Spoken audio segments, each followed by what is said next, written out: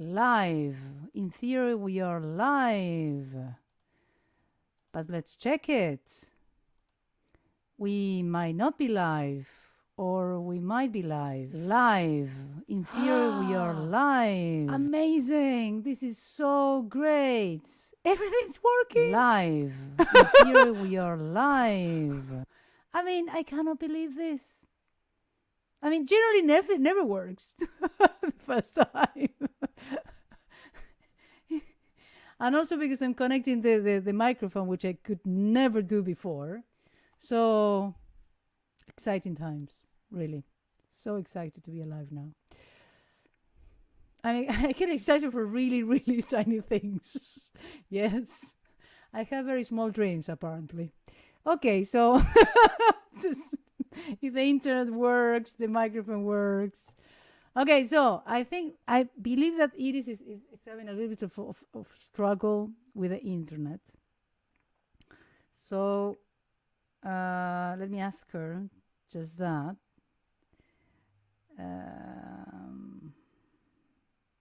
One second,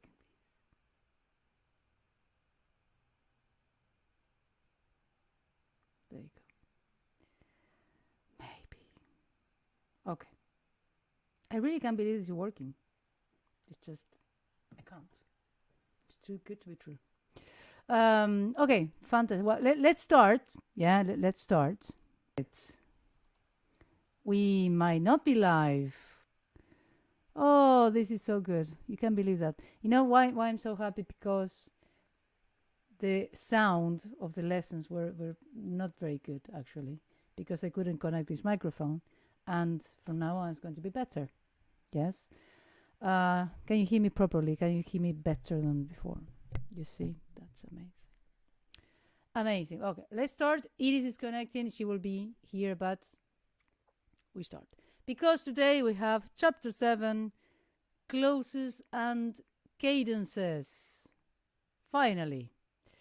Now, this chapter starts with a lot of philosophy, which I'm going to tell you from now on. Yes, we're going to skip a little bit. Yes, because when he starts talking about Napoleon, I think we can agree that it goes a little bit too far. Yes. So that's why. Yes, there are several parts I'm going to skip. Yes.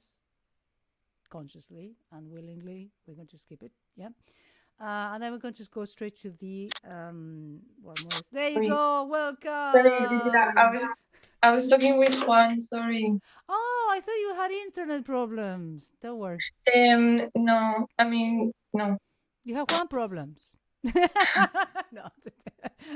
Fantastic. No, just you didn't miss anything. Don't worry. Yes, because I was checking the internet, so it's fine. Yes.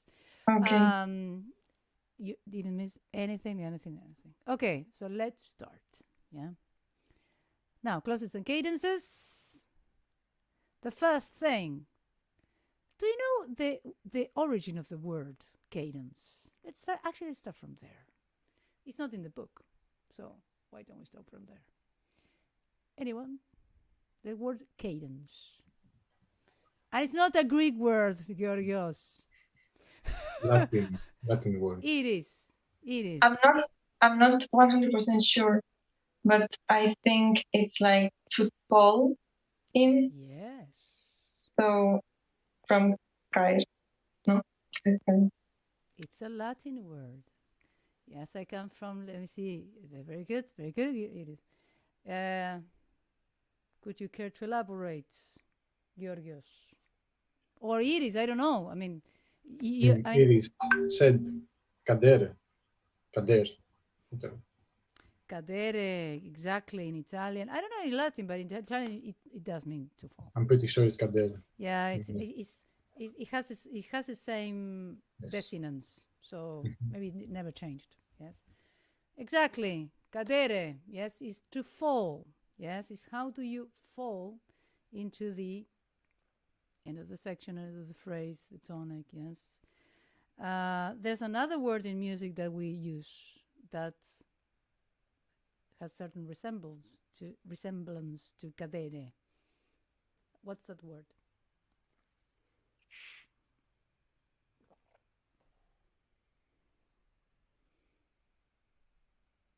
No, that is It's very. for the cadence. Yes, no. it's related to the word. Yeah.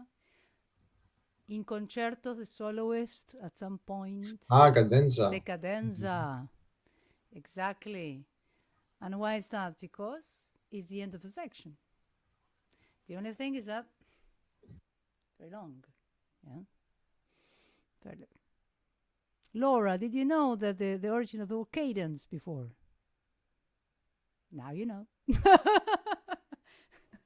Fantastic. Yeah, so cadenza, yeah, comes from cadere, yeah, the cadence, yeah.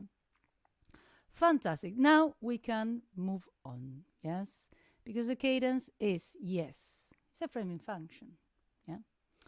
And then the first question after an introduction that we are not going to see, yes, I hope you don't mind, of Schonberg, he poses this question. He says, why, in what manner, and when does a piece of music close? Yeah. The answer can only be a general one. Yes. How do we know that it's the completion of the piece? As a composer or as a performer? As soon as the goal is reached. A little bit, broad, but what this goal is, however, we can scarcely even hint at here. When the sense of form is satisfied, when enough has happened to fulfill the urge for expression, when the idea involved has been clearly presented, and so on. It says, for our pedagogical ends, only this is relevant, the attainment of the goal. Yeah. So this is a definition that he gives. Yes, of course. Now you can discuss the rest of your lives. Yes, in order to say, okay, what's the goal? How the sense of form is satisfied? Yes, the fulfill of the urge of expression. They're very abstract concepts, but it's good to at least have it in mind. Yes, I believe that. I don't know what you think, but the sense of goal through the sense of the sense of the form is satisfied. Yeah, it will take your whole life to know. Yeah, but for these exercises, what he does say, it is true, is to the extent that our exercises are inferior to the work of art. They're exercises. Yes. To this extent, it is easier to say what their goal or purpose is. Our exercises always have some specific purpose or other to work of art. Never. Which is also another idea. So our exercises always have a specific purpose or other. The work of art, never. The artist perhaps sometimes has one, or at least thinks he has, while in reality he's not carrying out a purpose, but rather obeying his instincts. So we can say practicality versus, yes, artistry. Yeah.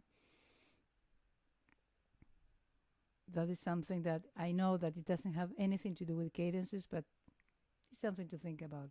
Yeah. Okay. So we should stop the moment such a purpose is accomplished. Yes, so according to what was said before, we should stop the moment such a purpose is accomplished, for only such modesty can excuse our attempts. The moment at which we are to stop is thus easy to determine. However, to stop is not to close. This is very important. Yes, for you composers, yeah, is very important. To stop is not to close. Stopping is simple.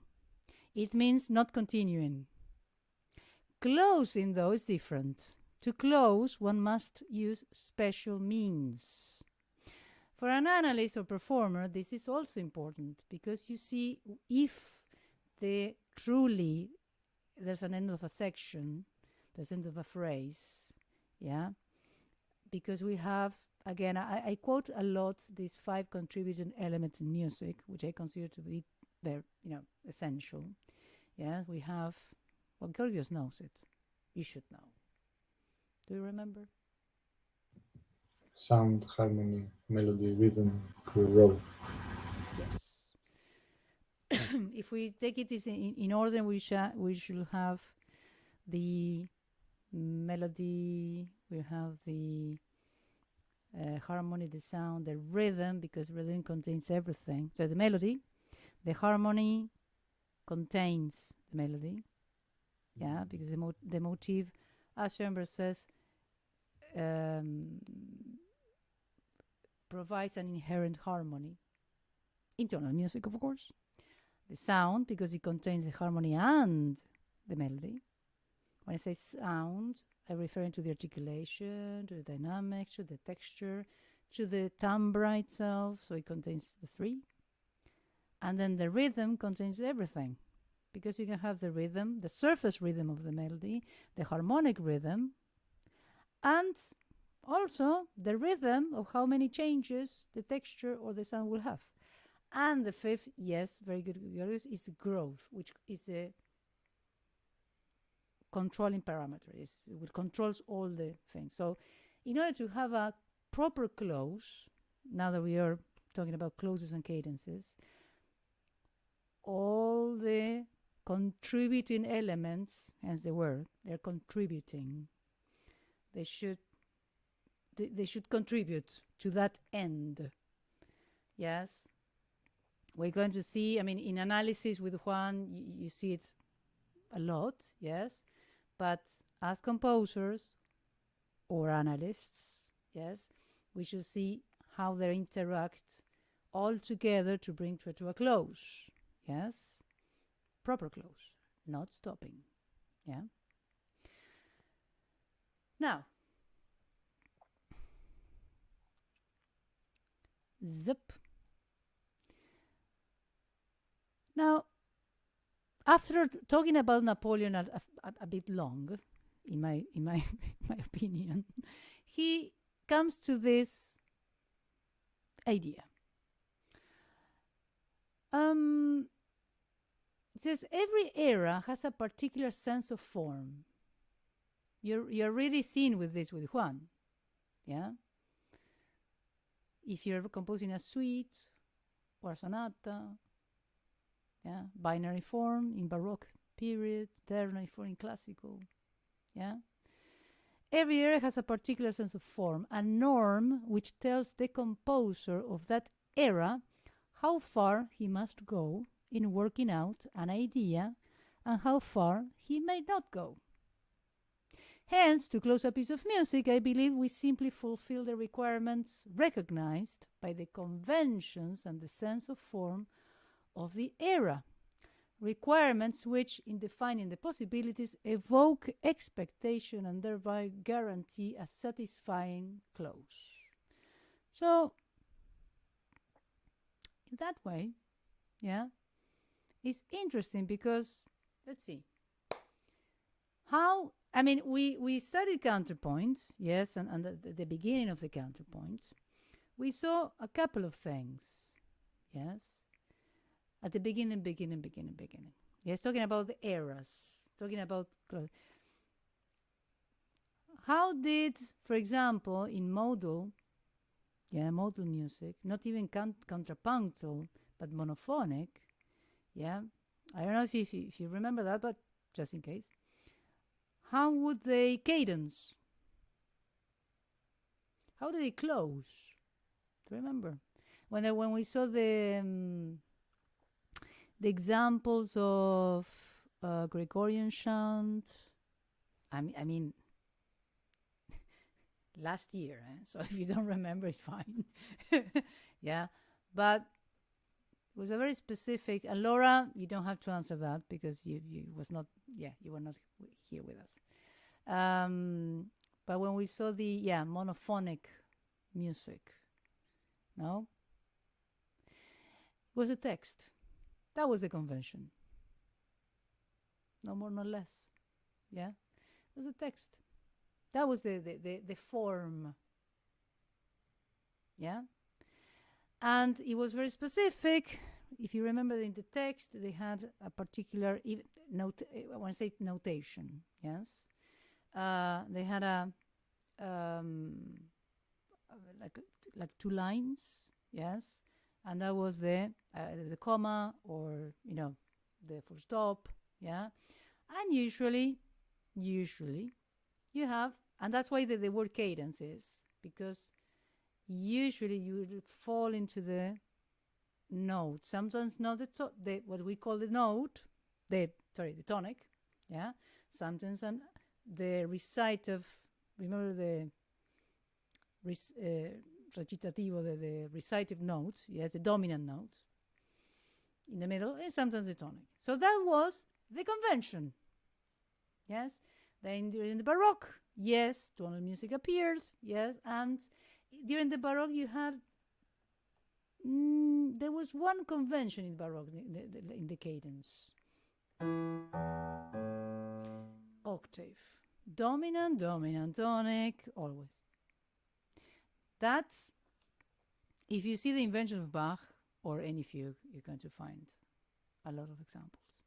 Classical music, you have more chordal, so you have the whole dominant, the whole tonic, yeah. And then, well, I'm not going to go further from classical because you're studying, we're studying up to classical, yes. But that's why I think it's correct. I don't know what you think, but he said the only way that we can have a frame in the form is according to convention. It's the only way. You fulfill the expectation of certain convention. Yes? Now, which convention? Well, I don't know. It depends. Yeah? What do you think? Isn't there some sort of absolute rule, however? No, he does. Exactly. He does say even from the beginning. There's no absolute rule. He says we are dealing now. Later he will say I'm going to give you the conventional according to tonality, the techniques that you need to know to give a proper close. But it shouldn't be. You shouldn't have. I mean, it's interesting because it doesn't limit you. Let's say, look, this is a convention. Yes, to give a proper close. If you see the whole history of yes, but recorded, no, in some sort of way. Music, well, it depends on the era that you're dealing with. So I'm teaching you this. It frames, yes, it funnels. Yes, it says, okay, this is a technique. Yeah, but then he also talks about, for example, before, and I'm not going to cover thoroughly, but he says, I don't believe in the golden section, for example. I couldn't care less. It's like, wow, that's a bomb. Yeah, says, why should I be constricted in calculating? Yes, if my motif has a certain irregularity, why shouldn't I be faithful to my initial motif? Why should I constrict myself into that? Why should I obey the rules? Yeah. So Euclidean measure was not his thing, apparently. So that's why, I mean, what he's interesting. He's very scientific in the way that he presents things. Quite scientific, because what the first thing you do in a scientific work is what? Is determine your universe, let's say, the area of study. Yes, and you say, look, this is my area of study. I'm not saying that I don't presume that this is the truth. This is my area. Yeah, just to keep our minds not open, but at least to have this kind of thinking when we're studying something. Yes, it's very scientific, by the way. Yeah, the way that he presents this. So again, we simply fulfill the requirements recognized by the conventions and the sense of form of the era. Requirements which, in defining the possibilities, evoke expectation and thereby guarantee a satisfying close. That's his definition, yes, of what a close, yes, would be. A cadence is the technique, let's say. Yeah, the close is the concept. Okay? Okay, so zoom. There you go. The sense of form of our forebears, talking about eras, required it to be otherwise. For them, the comedy concluded with marriage, the tragedy with expiation of retribution, and the musical work in the same key. Yeah, talking about why would we always finish with the tonic? Why wouldn't finish with another key, with another chord? Yes. So he talks about, okay, the era, the convention is, in other branches of art, comedy with marriage, tragedy with expiation, retribution, and musical work in the same key. Yeah, so you always, and if you want to know the key, even in modern music in the 15th century, you always finish, yes, with the home key. Hence, for them, the choice of scale brought the obligation to treat the first tone of that scale as the fundamental and to present it as alpha and omega.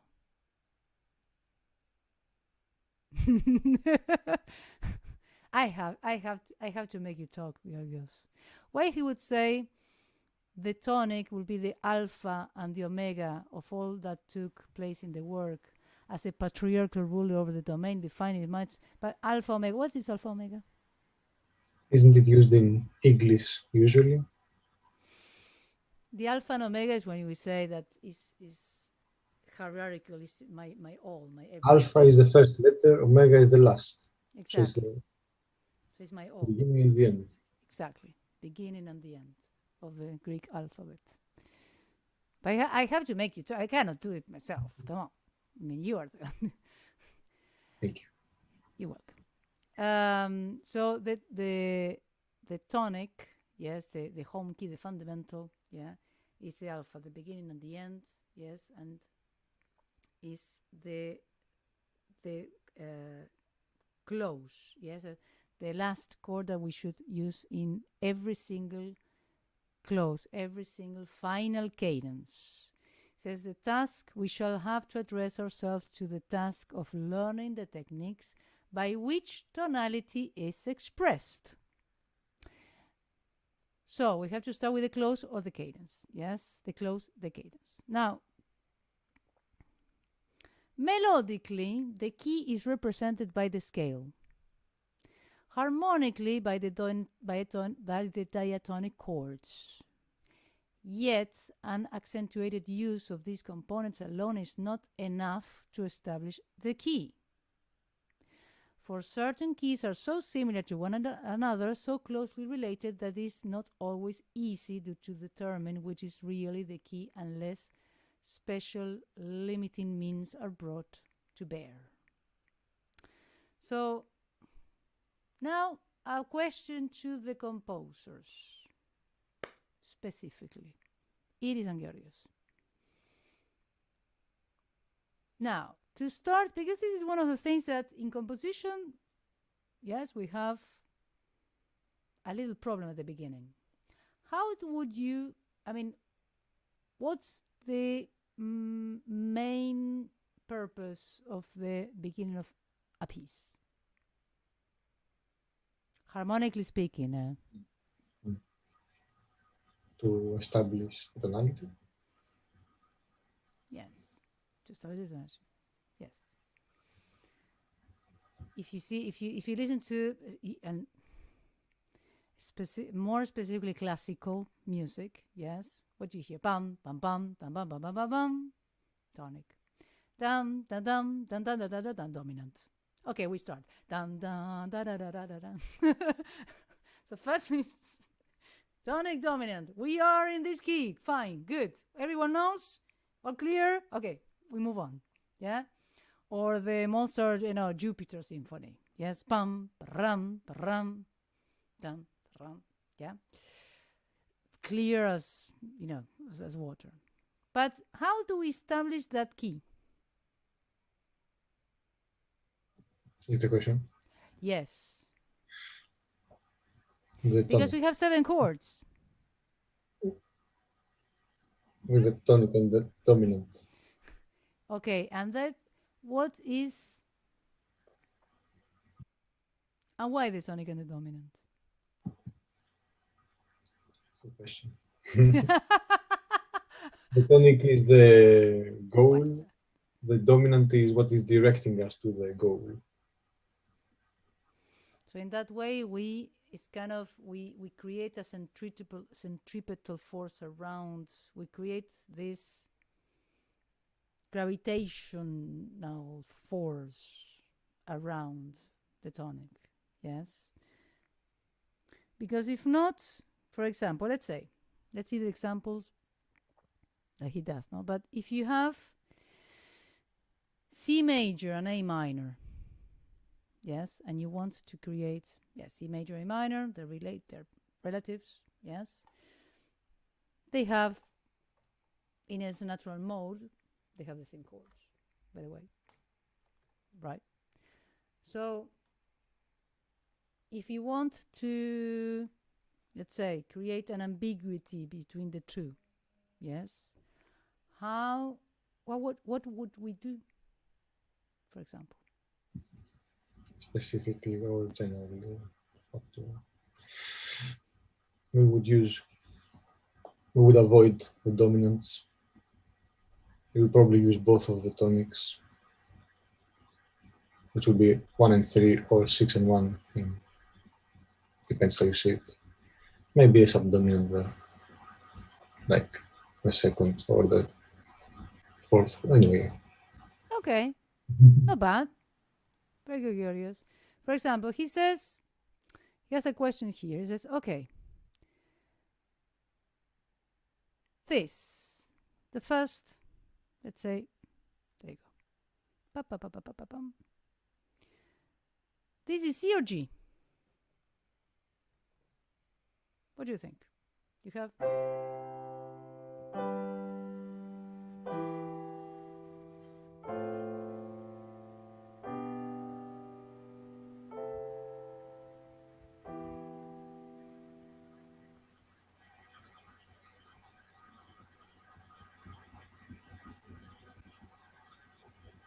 See. I don't know, it could be either, but I don't know.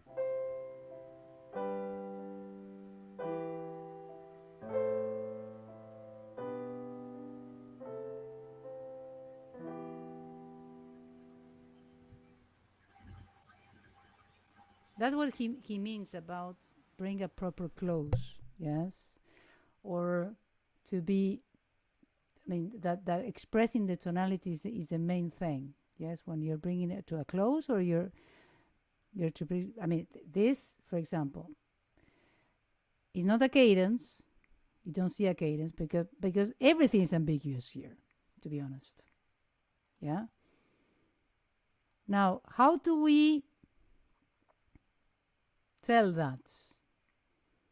What's the first thing that, if we want to create a gravitational field around the tonic, what's the thing that we have to do to do that? Now, for example, is that C or F? Yeah? C or F?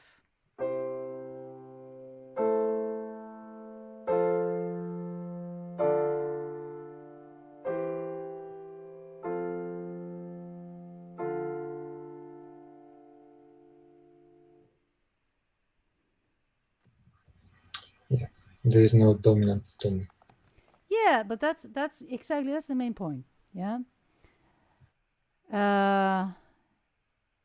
When you want to establish a key, the centrifugal force, the chords must the harmony, this element, yes, the harmony has to collaborate, has to contribute, not just by putting chords after chord after chord. Yes, you're going to set, yeah, the necessary centripetal force to establish a key.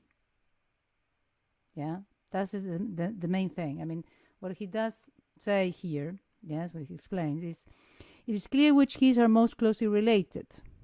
Yeah, those which most closely resemble one another. First of all, the relative major and minor, C major and A minor. Then keys with the same name, A minor and A major. So they're called parallels. Yeah, parallel keys. But then, and these are here the most dangerous relationships or relations, those keys which are distinguished from one another by only one sign in the key signature, a natural, a flat, or a sharp. C major and G major, a fifth away. C major and F major, fifth down. Whereas the difference between, say, A minor and A major makes itself felt at almost every moment, disappearing only on the fifth degree. That's the dominant. Yeah, it's A major in this case. With the last named kind of relationship, the situation is well nigh reversed. Almost all the tones and a great number of the chords are common to both keys. C major differentiates itself from G major only by virtue of the F natural in C and the F sharp in G, and from F major only by virtue of the B flat, yes, as opposed of the B flat in F major. Yeah, so we saw the examples. Yes, the first one we don't know. I mean, why we don't know now, having said that, that if we want to express a key, the first thing we have to do is to be sure that we don't use the accidentals of the neighboring keys. Yes, that's one thing. And to be honest, when you put a tonic, dominant tonic, yes, one of the reasons why is because if you have tonic, dominant seventh tonic, you're making very sure that you put an F natural that doesn't match the G major, which has an F sharp, and a B natural that doesn't match the F major, that has a B flat. So by doing that simple thing, tonic, G7th tonic, you're absolutely sure that you have, yes, these neighboring keys, yes, which is a fifth, the closest in circle fifth, G major, 1/5 perfect fifth up, and then F major, perfect fifth down, excluded. You are in C major. That's it. You're not in anything else. That's it. So it says, if we avoid the tone of F, then the resultant progressions can just as well point to G major or as to C. If we avoid the B flat, then we can hear the passage just as well in F major and can proceed to that key. Now, why this is so important? I mean, it's kind of obvious when we think about it, yes? But it will be very useful, not now, but in the next chapters, because remember that the progression, okay, of this book is that to be very centripetal, to be very, very centrifugal. Yes? So at some point, we're going to see how we get away from the key and how to start to be vague. Yeah? So this is how, of course, not to do that. Yes, this is like not, in order to be centripetal, don't do that. Yes? In order to be vague, you're going to start to say, okay, we don't know exactly where we are. We can be in a one key or the other key, and this is kind of the main premise. If you want to clearly say something, exclude the two, yes, neighbor keys, accidentals that are not contained, of course, in the key you are. Yeah, this Of course, all the examples are in C major, okay, but you know that you can apply to everything, yeah? And this is something that also, as an analyst, you also have to see, yes, because if you're in a, if you are, I mean, to be honest, you are, let's say, you are analyzing classical music now. Classical music is very, you know, how to say, cut. I can't remember the word. Clean cut. Sorry, clean cut. Yes. Tonal. Yeah. But at some point, if you analyze Liszt, let's say Richard Strauss, yeah, for example. Bartok, no, forget it. I mean, because he uses another system. But if you start to see, you know, later on, yes, you're not sure where you are. Yes. So that's why, yeah, you start from there. Okay, fantastic. Let's share. Says, it is clear that a key could be defined by its first degree alone, especially if this degree is not challenged. This is challenged. What do you think he's saying? He says challenged.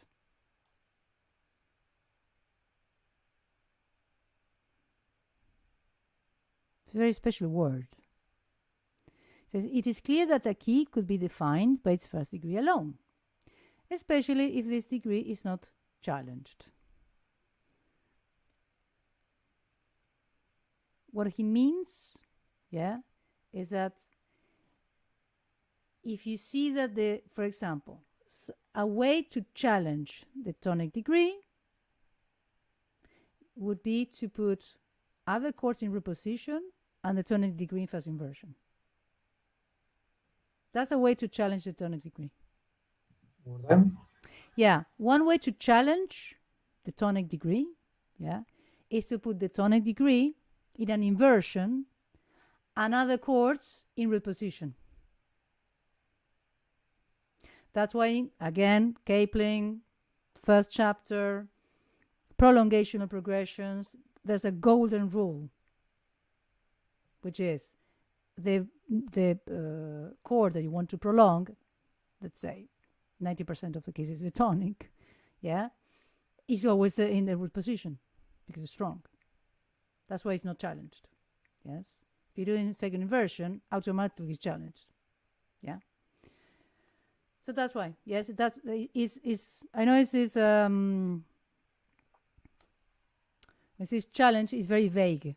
Yes, or not. For example, another way that you could challenge a tonic chord is by putting the tonic chord in a weak beat.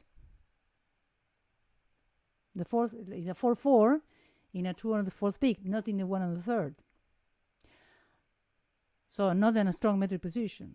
Another way that you can challenge the tonic degree is to randomize the places in which you put it. Maybe the fourth degree, in the fourth beat, then first, and then third, and then you randomize. It's not cyclical.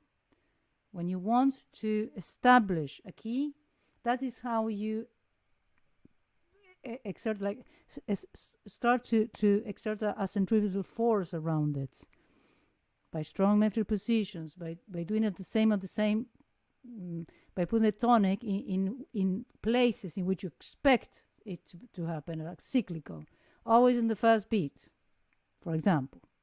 Yes, root position. Yeah, when we see them, I mean, when I tell you, automatically, I'm sure you say, oh, yeah, that has sense, all the sense in the world. Yeah. When we are composing or analyzing something, because when you're composing, well, it's your will, it's your decision. But when you're analyzing something, yes, especially for you, Laura, yes, those things make you aware if the composer wants to declare let's say, this is a tonic or not.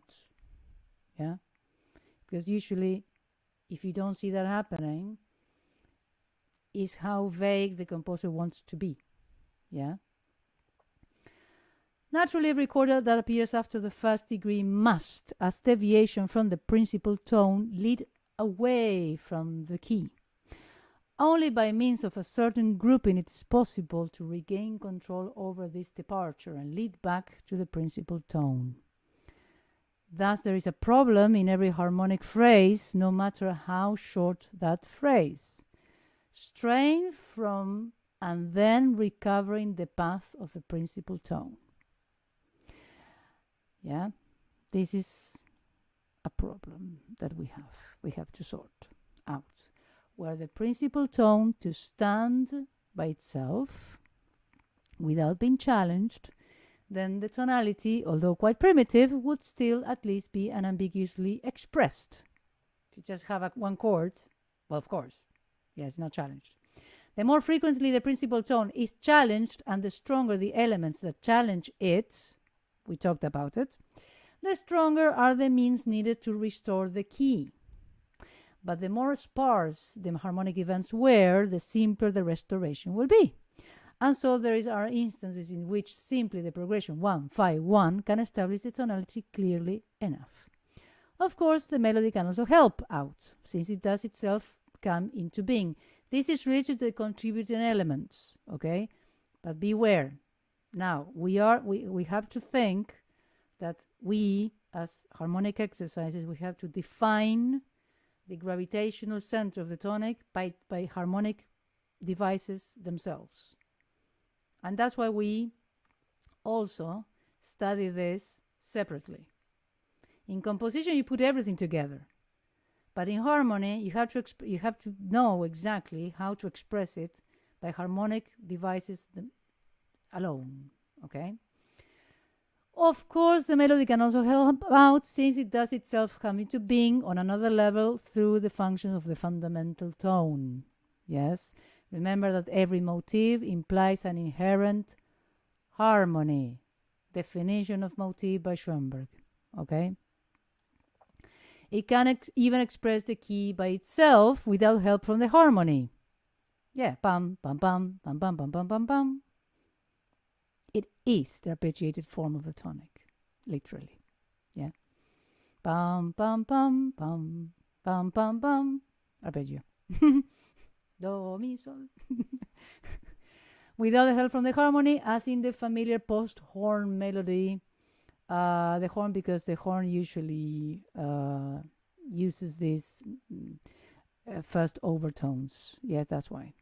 As in a primitive dances or folk songs. Yes, like in this case.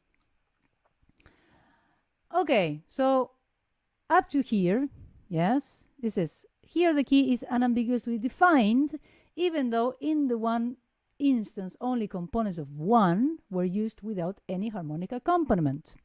In the other, only components of 1 and 5 in the accompaniment. For these, degrees are never challenged. The two simplest ways of expressing the key and forming a clause are they use only the first degree, impossible for us here, or only first and fifth, likewise improbable here. Yes? 1 second, there you go, because you have to see both. We have a right even so at the first, the simplest cadence. Yeah? If you see clearly, yes, clearly, 1 second there, sorry.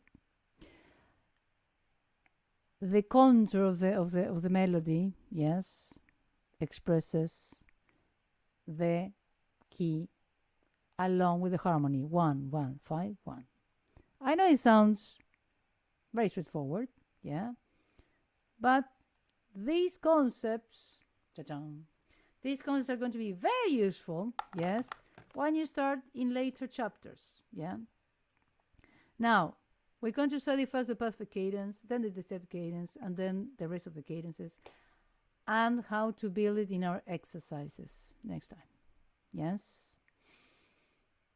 Any questions?